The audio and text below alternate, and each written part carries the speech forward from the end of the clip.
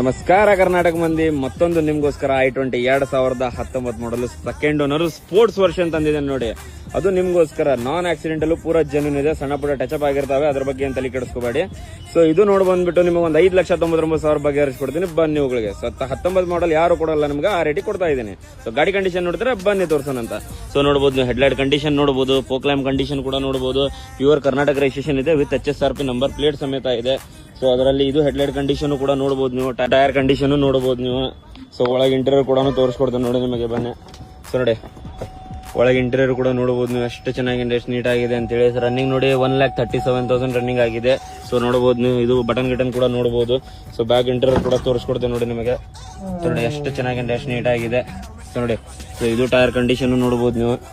So ನೋಡಿ sports version, ಅದರಲ್ಲಿ tail lamp ಕೂಡ ನೋಡಬಹುದು ನೀವು, ಏನು ಆಗಿಲ್ಲ. ಸೊ ನೋಡಿ i20 ಲೋಗೋ ಕೂಡ, ಇದು ಟೈಲ್ ಲ್ಯಾಂಪ್ ಕೂಡ ಏನಾಗಿಲ್ಲ. ಸೊ ಪೂರಾ ಜೆನ್ಯೂನ್